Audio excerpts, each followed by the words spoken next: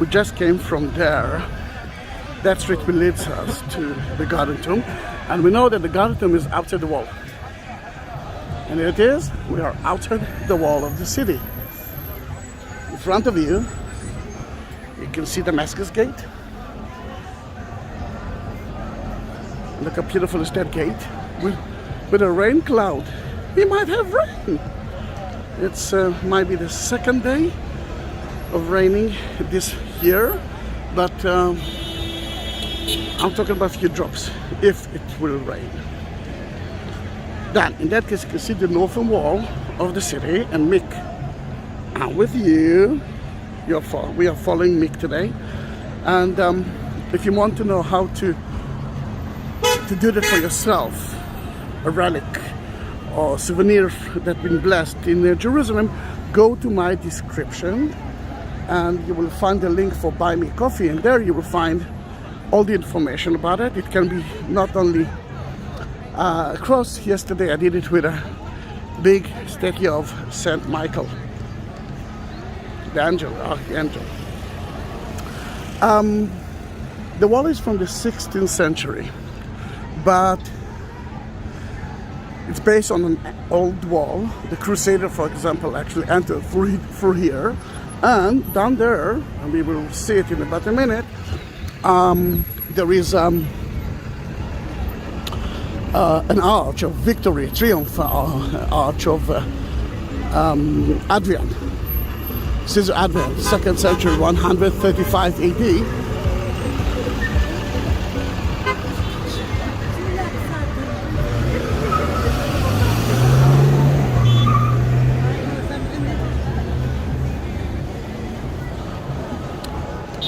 That shows you that it was outside. And in the 19th century, some of the Protestants actually said the Church of the Holy Sepulchre, which is right there, it's not so far away from here, it's inside the city. It's actually in the center of the city. And it cannot be the correct place because Jews cannot be buried inside the city. And we know that the Bible mentioned it as well. Then in that case, they started to look for a place that looked like a Golgotha, and that is the Garden Tomb that I just left. It's a beautiful example of it. The question that I can ask is the tomb of the Church of the Holy Sepulchre was outside or not outside the wall of the city? Because you must understand that what you're looking at is a city, let's say 2,000 years after Jesus ascended into heaven. Then it's a little bit different than that. If we talked about the arch, here it is in front of you. This was built for Adrian, and Adrian changed the name of of Jerusalem to Alia Capitolina. No one remembered that name now, because everyone used the word Jerusalem, but he changed the name of Israel to Palestine. Now we know what is the second name of Israel. Now let's enter today to the city through Damascus Gate. I was waiting outside for like half an hour because it looked like there's an important prayer at Al-Aqsa Mosque. It was so crowded, too crowded. But look how beautiful it is. Look at the blue sky, and look at the fruit and the vegetables that the saleswomen are selling. Here and there, you find it all over. And look at the beautiful doors here and there. Now, as gate, usually build it against enemies, that you cannot go straight. You have to turn left and then to turn right. Not easy.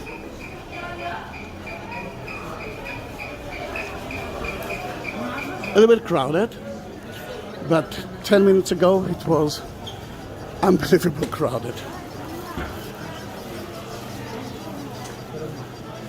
Chocolate and sweets, socks, lots of vegetables. You know, it's not a touristic area then.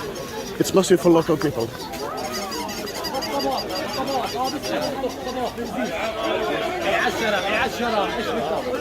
I was planning to take the long way to the Church of the Holy Sepulchre. Remember, it's a tour between two churches.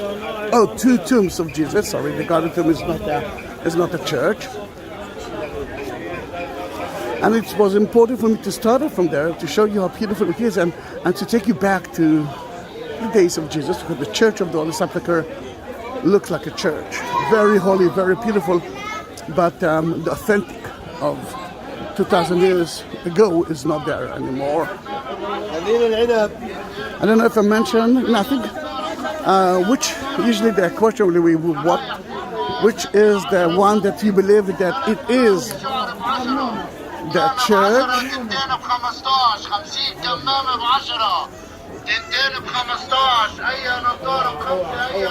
All right. Let me go there. And I know exactly which way I'm going to take. There are two ways that I could choose. The left one, but look how crowded it is, because the people are going to the mosque, to elect a mosque. And it's too crowded. And I will take the main road, who will take us faster to the church. So people are buying falafel. They have an amazing falafel. Really good one.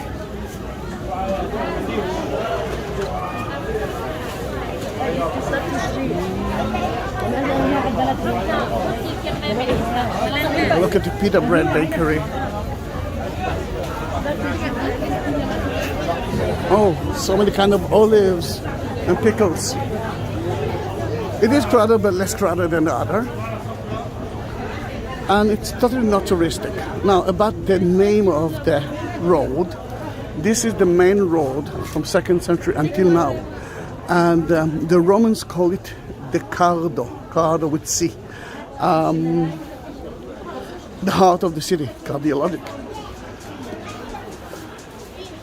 Mentioned in so many places, and some of the Via Dolorosa way is on the way. And we will see some of the stations, and I will explain about it when we reach there.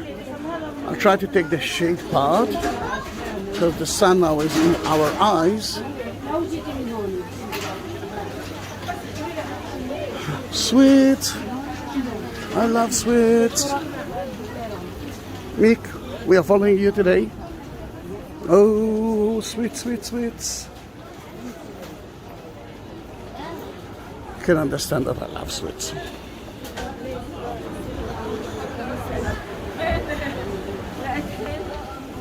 Oh, someone is eating. There's lots of food here, lots of smell, good smell. I'm starving.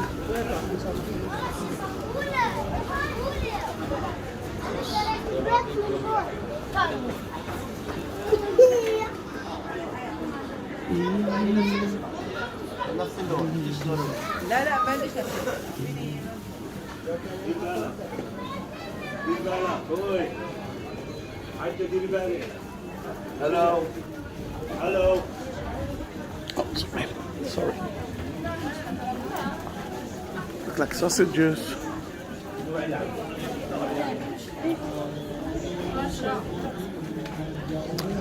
Totally not touristic, and this is the beautiful part of Jerusalem. Without all those tourist shops, then you feel like an Arabic country, maybe in the big bazaar of Istanbul, and in a way you're right. It looks like it. And don't forget that the Ottomans conquered that place for 400 years. If you like it, I don't. Come on, tea. And fish, this is my nightmare. But the smell of the restaurants here are amazing. Look at the herbs. And there's one place that you must adore. But let's see that I didn't miss it. Of a shop of herbs. I think I see it. I'm walking slowly because my tools are mainly of the daily life of Jerusalem and Israel.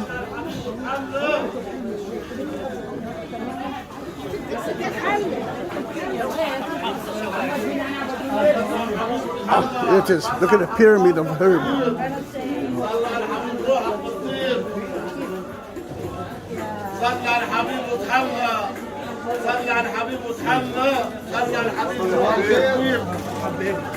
I really love that shop. I mean, it takes them hours to build it.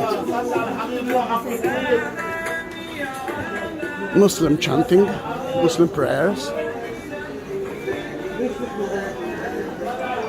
Oh.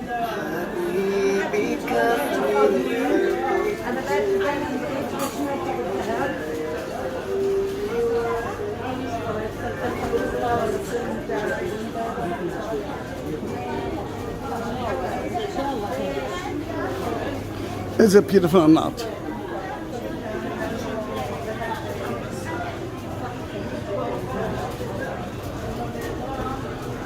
Until we will reach the Via Dolorosa, which is now, and we'll ask you if it's okay by you to subscribe my channel. And in the description you will find more information about how to connect me, to talk with me, to ask me questions. And at the link of Buy Me Coffee, there's information about how to deal with it, to buy, I can buy for you something. Can be anything that connected to Judaism and Christianity, and bless it and take a video of it, which is the difference of it, and then I will send it to you. And this is for Mick, 7th Station of the Cross, because this is still crowded. Let me stand up. This is which is the Caudal, and we are standing here at the Via Dolorosa street. Here it will be less crowded for me to talk. Jesus walked from there. He reached the 6th station of the Via Dolorosa, and that's where Saint Veronic cleaned his face. He was sweating, and let me tell you, it's October now, and it's quite good weather, but still humid, and I'm not sweating, but I feel it. Then he walked through here. When he reached that gate, according to most of the Christians, that was one of the options, one of the gates that he went out of the city. Then the street that we actually used, the corridor, was outside the city at the time of Jesus. Remember, there's a gap of more than 2,000 years. Then at the 7th station, he fell for the 2nd time. It's important to tell you that, because if you're Protestant, I'm not sure that you know about the Via Dolorosa, the 14th station that, according to the Catholic, Jesus walked with his cross on. Some of them are in the Bible, some of them are not. I do have beautiful videos of it. I'm not going into that idea, if it's true or not, or why they edited it, but they did it. The idea of the misery of Christ, misery of his mother, was on the way. It's kind of a nice marketing for every group that walking here with a cross. And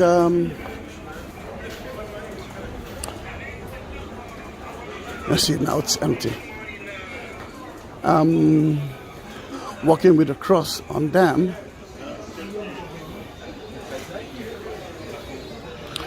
And the idea is to feel that agony. I mean, he did it for us.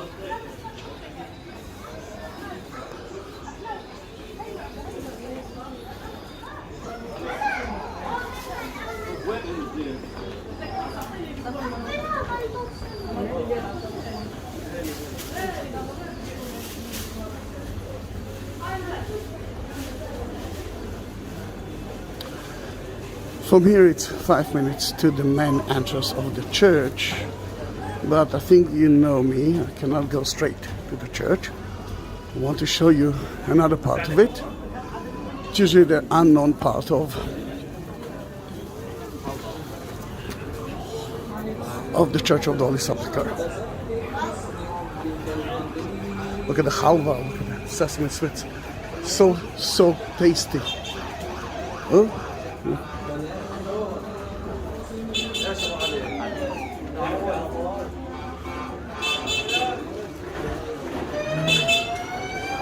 Looks like an ambulance, but it's not. Look at that.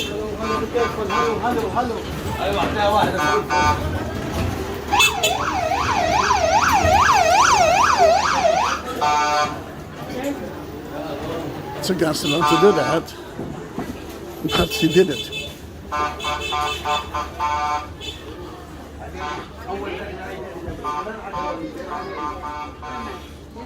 And always look for him, and then you will know how to climb to the church. This is the unknown part of the church. Church of the Holy Sepulchre, at the 4th century, started from here. That's the entrance to the atrium. Today the church is less than half. And this is the cat square. Why? Because usually the salesmen are throwing the garbage here, and the cat knows it. Look how that cat looks like, and I will say it again. Someone wrote me a message that he saw the cats in my videos, and his daughter used to laugh at that and say, "Holy cats chasing holy mouse." Lovely, isn't it? Now that is the gap between the Muslim quarter, which is right there, to the Christian quarter. We are already at the Christian quarter. Remember, that was part of the church at the 4th century. More cats.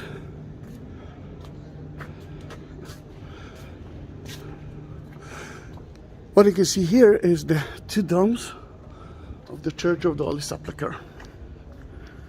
Wait a minute. From here it's even better.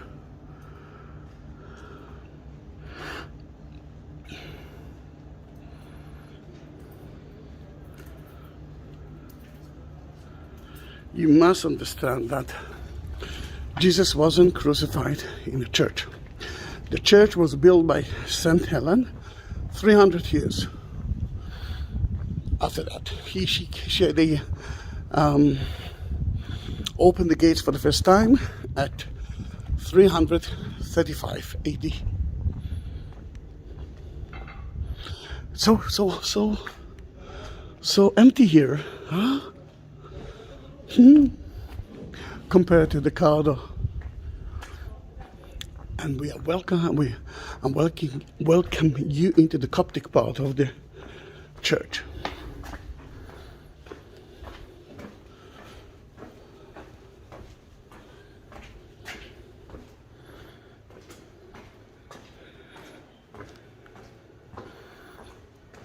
Look how beautiful it is.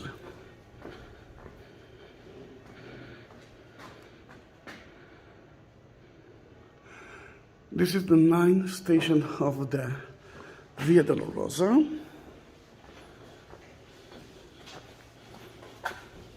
That's where he fell for the 3rd time. And we are already at the roof of the Church of the Holy Sepulchre.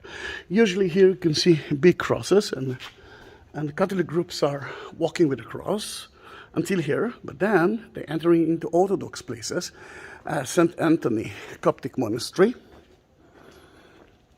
Coptic Egyptian, which is still closed, for the one who asked me. There's a water system here that I really want to take a video of it, but because of coronavirus it is closed. What is open now is the Ethiopian part of the church. And welcome to Ethiopia.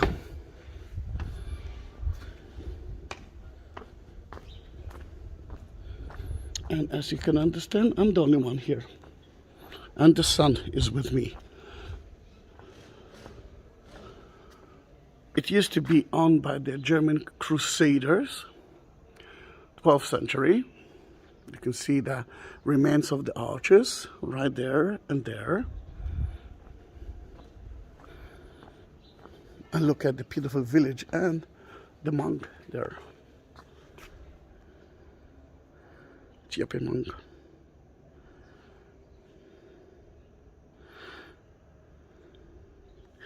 According to the Ethiopian,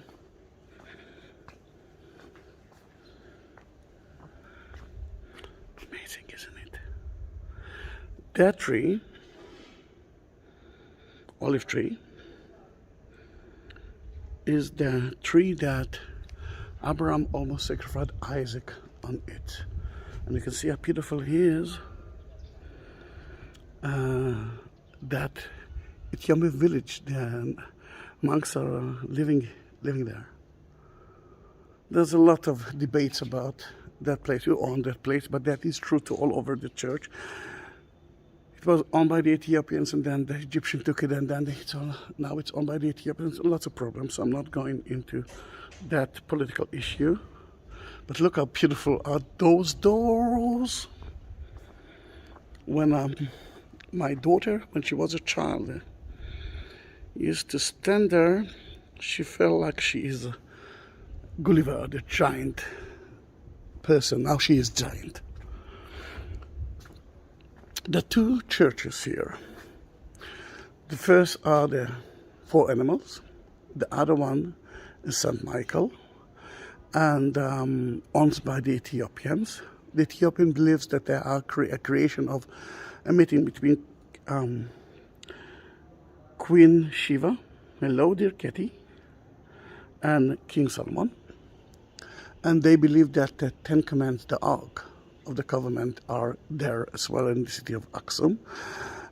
You will see a beautiful painting on the wall of the meeting between Queen Shiva and King Solomon, but I will try to be as quiet as I can, and of course Amika will bless the cross for you.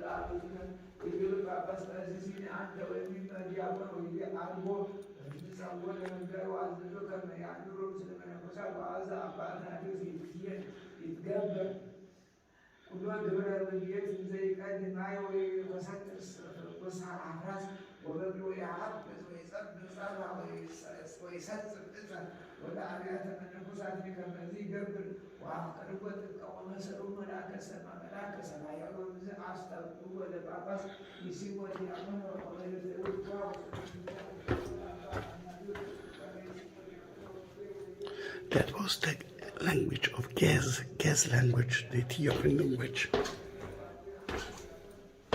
This is the second church of St. Michael.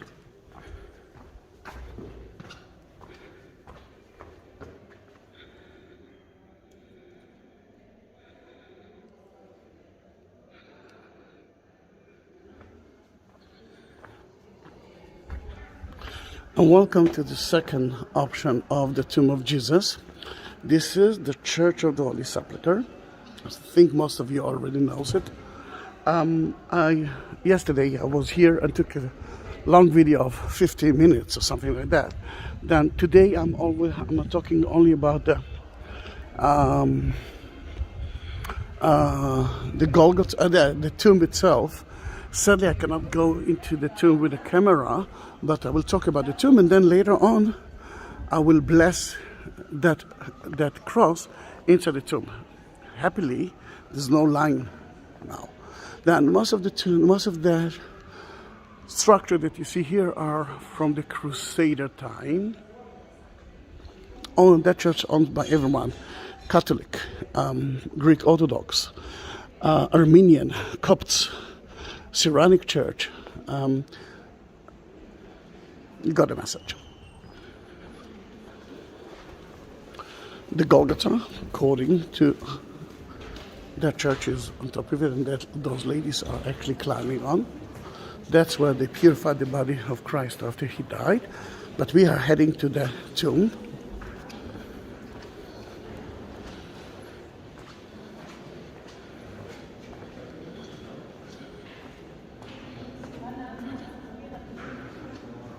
Most of the people are speaking Hebrew, then Israeli tourists, and this is the tomb of Jesus. Let me...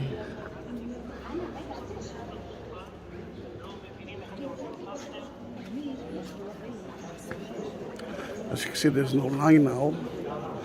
The tomb is not all Damascus. And because they are speaking, I will let them go first, but I will talk about the tomb there, right here. The structure is not old. It's from the 19th century. Because before that, it had been destroyed by the Christian himself. It was burned down. The dome, rotunda, fell on the Adicola, the structure of the tomb, and destroyed. And this is new, and it was renovated a few years ago. Then it looks $1 million, I must say. But I want to show you that that place used to be cemetery area as well. Then let's go into that unknown chapel. We know that Jesus got his tomb that no one used before from Joseph of Arimathea in both sides, garden tomb in here. And in his garden we found Jewish tombs from the time of Jesus. Then, remember I think we talked about the niches. They used to bury the people, and then they put the bones in the small ossuary. Then that's how the Jews used to be buried. Now, if Jesus got Joseph of Arimathea tomb that no one used before, then we believe that he built himself another tomb for his family. Then let's just bless it for a minute.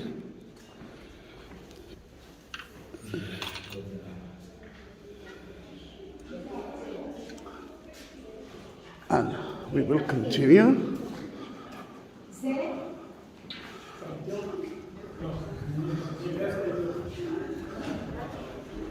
הם נכנסו לפה. תזהרו. כן, תזהרו, נכון. תזהרו כאן כן. This is the Israeli group. And the lady said, is that owned by the Ethiopians? Is that owned by Ethiopians? No. Now it was owned by the Ceramic Church. And now it's owned by the Armenian. This is the structure. You see there where the candle is. This is the first chapel of the angels who took care that no one will steal the body of Christ. The light is from the holy fire that every year, according to Greek Orthodox and Armenians, enter through the sky straight to the tomb. And all the candles were lit, are still lit from there.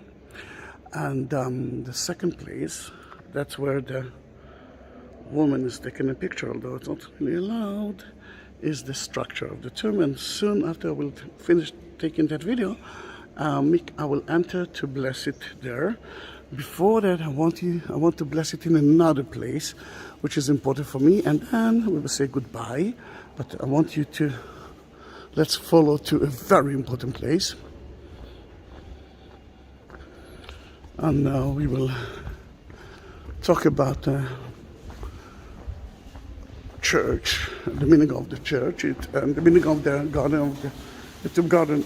It's actually the same, and we will summarize the story of what's happened there or here. That's a Golgotha, which is a skull hill, Calvary, and that's where Jesus was crucified. And again, I do have so many videos of it. Then look for it. They are now living the Golgotha, and after he died, they purified him as they purified every Jew, and they put a shroud around him. You can see the mother next to him, Mary, And that's Mary Magdalene holding her hair. That's how we recognize Mary. She is always, you can always see the hair of her. And John, the disciples, how do I know that it's John? Because he's got no beard, and he is the youngest one, the beloved one. And Nakdimon, and Joseph of Arimathea. Why I'm talking about that? Oh, and this is the tomb, remember? We saw now the tomb of Joseph of Arimathea, and it looks almost like that. Why I'm talking about it? Because that stone is where Jesus' body was laid and purified. I'm talking about that one. Then in that case, there's a lot of oil here, and I want to bless it just like that, blessed it as well on that place. Oh, the smell is amazing. Now what left me to do is to say goodbye, and then Mick, I will go to the tomb to bless it, and then I will send it to you. Then thank you for watching that video, and don't forget to subscribe me. Thank you.